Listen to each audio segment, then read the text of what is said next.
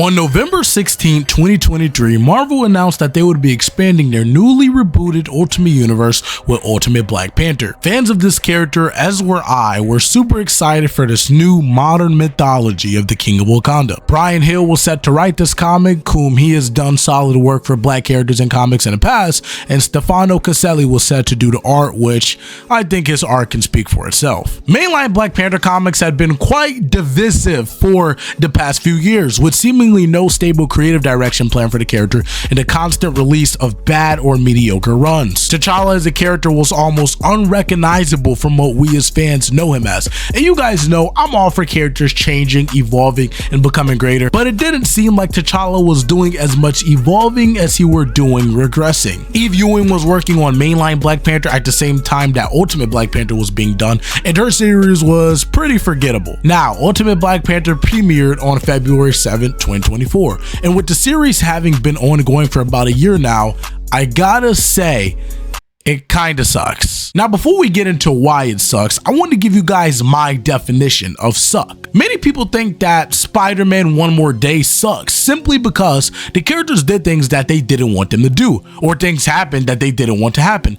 And respectfully, I think this is a stupid premise to have. Comic books is a very grand, magnificent form of art, and as an artist myself, I have an immense level of respect for creators who are willing to take risks. As much as I will always make fun of John Riley's Black Panther series for the out-of-character moments and the just disrespectful fight scenes, I really respect the guy and I like this series because he isn't trying to please the fans. John Ridley sees Black Panther in his own way and he gave us his vision. He innovated this character by regressing him, and I think that's cool, even if a lot of his ways of doing it were just straight up awful. But Brian Hill's Ultimate Black Panther does none of that. Brian doesn't innovate anything, he doesn't change anything, he just writes words on paper. This series doesn't read like passion, it doesn't read like Brian had a message or a point to tell, well, arguably the most poignant and iconic black character in literature. It seems like he just clocks into work every day, writes some pages, and prays that this series doesn't get canceled. And I know that it sounds like I'm being harsh on this series, which granted,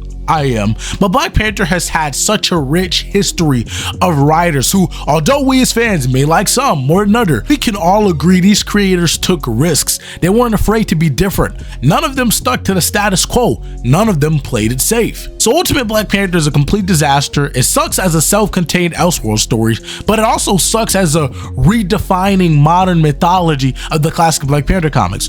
And I'll talk about why it fails at both things. First, we could talk about why it fails as a standalone story.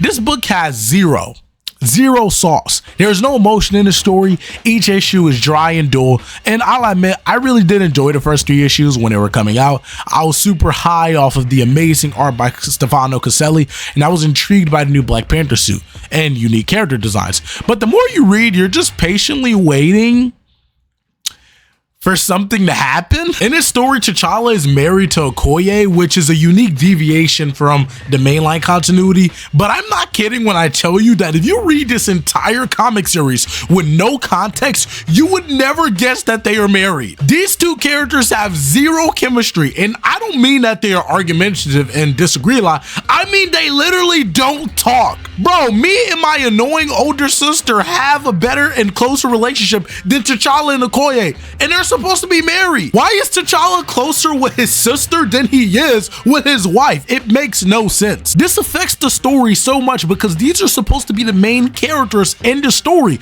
and if your main characters aren't interesting, how can we get emotionally invested? Ultimate T'Challa as a character is the same stoic king that he is in 616, so they basically changed nothing, except in this series he's more boring and he doesn't even get to show off his intellect, which he is famously known for. I just don't get why they couldn't change him up a bit. Like, why couldn't they just have him be a more comedic character in the beginning, but a tragedy is what turns him into the stoic king that we know of? T'Challa's father, T'Chaka, dies in the very first issue of this series, and T'Challa just doesn't really care. Like, he doesn't have that much of an emotional reaction, and we don't even get to actually see how he processes the grief because the second issue takes place weeks later from the first. Genuinely, how am I supposed to resonate with characters that are written like literal robots? Killing T'Chaka was such a stupid move. T'Chaka being alive was the one element of the series that could have been an interesting deviation from the main Black Panther comics and could have serviced T'Challa's narrative, but no, he's killed in the first issue and we get Killmonger and Storm, which they're nothing interesting, they're nothing complex, they just kind of hang out and help T'Challa sometimes, I guess. Ra and Khonshu are very flat villains as well. They have no real motivations, they have no interesting backstories, they're just trying to take over Wakanda. And every issue pretty much ends the exact same way. Oh my god, Ra and Khonshu are gonna take over Wakanda. Whatever would T'Challa do about it? Find out in the next issue. And that's just how every issue ends, basically. Now we have to talk about why this story is such a bad modern interpretation of mainline Black Panther. And I say that because nothing has actually changed, as I've already recycled this point in this video. Nothing has changed. The Wakandan infrastructure isn't changed. The minuscule things that are changed aren't changed in an interesting or compelling way either. There are no changes in the sociological or cultural dynamics of Wakanda, and Brian Hill hasn't redefined any of Black Panther's classic villains besides Killmonger. He just uses other characters' villains. He uses the Sorcerer Supreme in this comic series. He uses Ra and Khonshu, which are classically characters a part of Moon Knight. Like, I just don't get it. Where is Claw? Where is Akabe? Where is M'Baku? I feel like this would have been the perfect opportunity to modernize them for a modern audience and make them, you know, cooler, I guess. But no, he doesn't see them. He just opts to use other characters' villains. Overall, guys, I would just like to see more innovation in this comic book series. I think it has a lot of potential. I think Brian Hill was a very talented writer, but I feel like there's a lot that he's holding back from making this series truly great. Everything is far too slow. He's taking forever to get to the point and actually give the story that he's trying to tell us. It seems like he's struggling on what he wants to say, if he wants to say anything at all.